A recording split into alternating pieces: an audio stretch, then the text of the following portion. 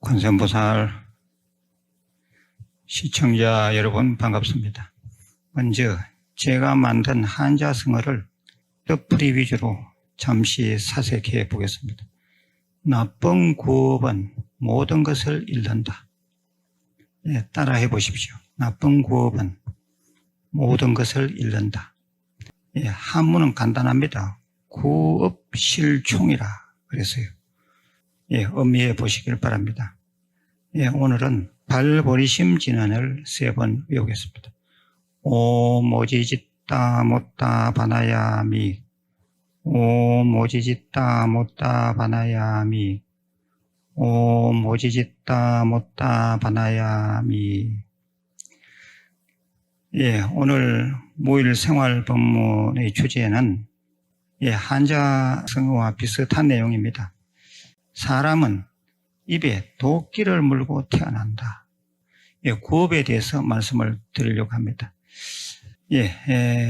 우리가 어차피 살 판이면 행복해야 합니다.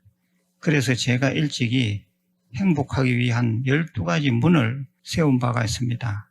오늘은 5번째 항목을 말씀드리겠습니다. 먼저 재미난 얘기 하나를 해드리겠습니다. 중국의 양나라의 무제는 부르심이 깊어서 많은 스님들을 길러내고 불사도 많이 했습니다. 그래서 사람들은 부르심 천자 양무제라고 할 정도였습니다. 양무제는 스승으로 모시는 스님이 여럿 있었는데 그중 한 분이 합두라는 스님이었습니다. 양무제는 자문을 구할 일이 있어서 갑자기 합두 스님을 모셔오라고 했습니다. 사신이 합두 스님을 모시러 간 사이 양무제는 다른 신하와 바둑을 두게 되었습니다. 바둑놀이가 한창 진행되고 있었는데 양무제는 자기 알이 자꾸만 죽게 되자 약이 올라 크게 소리쳤습니다. 에이, 죽여라. 자기 알이 죽는 것이 아까웠으므로 홧김에 에이, 죽여라 라고 외쳤던 것입니다. 마침 하필 이때 합두 스님을 모시고 온 사신이 문 밖에서 폐하 합두 스님을 모셔왔습니다 하고 아뢰자마자 대전에서 에이 죽여라 하는 진노한 양무제의 과음 소리가 터져나온 것입니다. 합두 스님을 모시고 온 사신은 왕의 명령을 지체했다가는 큰 화를 당할 줄 알고 합두 스님을 형장으로 데리고 갔습니다. 참으로 어처구니가 없는 일이 벌어진 것입니다. 합두 스님은 허허 웃으면서 단두대로 스스로 올라 가부좌를 하고 앉은 다음 개송을 읊었습니다. 개송 내용이 이러합니다. 사대는 본래가 공이요 오는 본래의 내가 아닐세.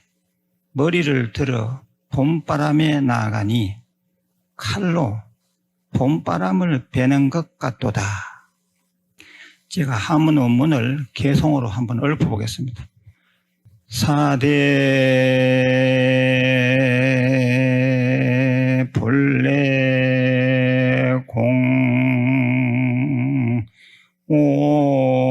온역비 아니라나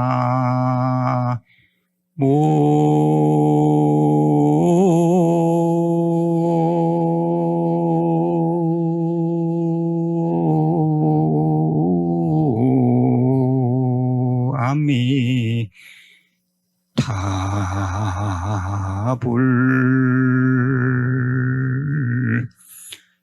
이수전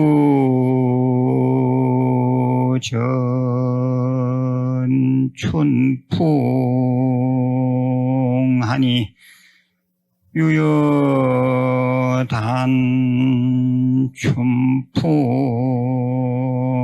춘풍하도다나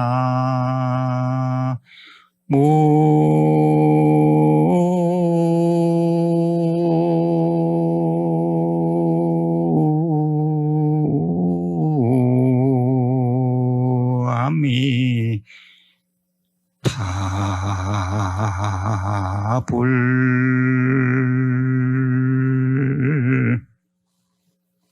예, 제가 나무아미타불 후렴구를 할 때는 속으로라도 크게 하시면 좋습니다. 작지만 그런 인연이 나중에 또 극락세계로 갈 수 있는 그런 인연의 씨앗이 될 수도 있습니다. 예, 아무튼 이 개송을 읊고는 이 합두스님은 다시 태연한 자세로 웃으시면서 업보를 말씀했습니다. 내가 먼 과거 전생에 동자성으로 있을 때 산골 밭을 매다가 나도 모르는 사이에 괭이로 두꺼비 한 마리를 찍어 죽인 일이 있었는데 그때 죽은 두꺼비가 오늘의 양무제가 된 것이라니, 그때 내가 일부러 죽이려고 해서 두꺼비를 죽인 것이 아니듯이 오늘의 저왕 양무제는 스스로조차도 알지 못하는 사이에 나를 죽이는 것이다. 이 모두가 다 전생의 과보를 받는 것일 뿐 나는 그냥 간다. 예, 이 합두스님은 이 말을 마치고 형장의 이슬로 사라졌습니다. 그런데 바둑을 두고 난 양무제는 그제서야 합두스님을 찾았습니다. 스님을 모셔오라 했는데 아직도 소식이 없느냐? 큰 스님 어디 가신 게냐? 그러자 신하가 말했습니다. 아니옵니다. 폐하께서 진노하신 목소리로 에이 죽여라 하고 크게 엄명하셔서 그대로 집행했습니다. 양무제는 그 소리를 듣고 넋을 잃고 말았습니다. 양무제는 바둑을 두면서 함부로 쉽게 한 말을 끝없이 눈물을 쏟으면서 뉘우쳤습니다. 양무제는 참여하는 마음으로 그 뒤 다시는 바둑을 두지 않았다고 합니다.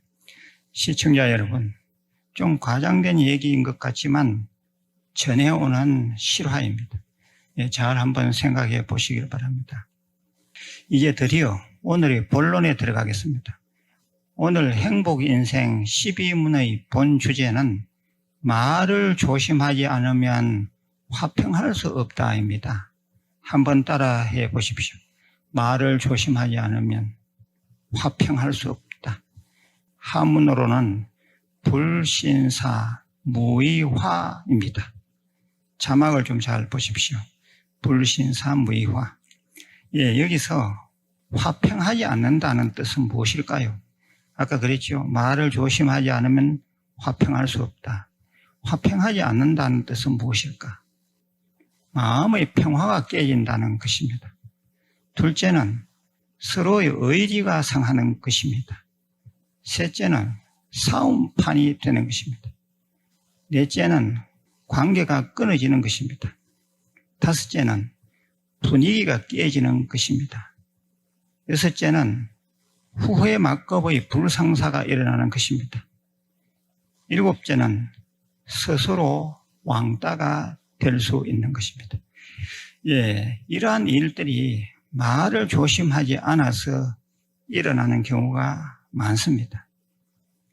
그렇다면 우리는 어떤 종류의 말을 조심해야 될까요?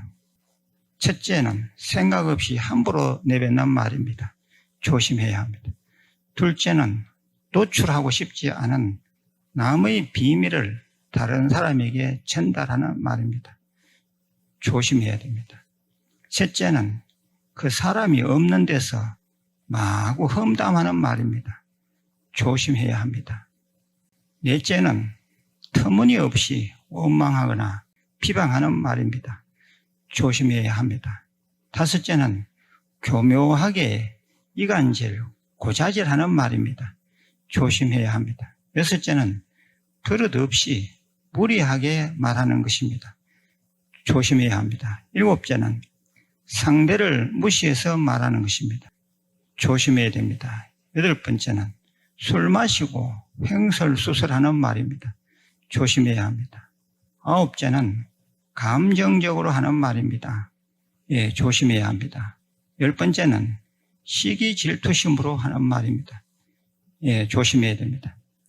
위에 10가지 말을 조심하지 않으면 화평할 수가 없습니다. 즉 행복할 수가 없습니다. 세치혀를 조심할 일입니다. 세치혀가 스스로의 온몸을 태우지 않도록, 세치혀가 가정을 부수지 않도록, 세치혀가 법회, 직장 등 단체를 망가뜨리지 않도록 조심하고 조심할 일입니다. 특히 가까이 지내는 인연들을 놓치지 않기 위해서는 늘 말을 조심해야 합니다.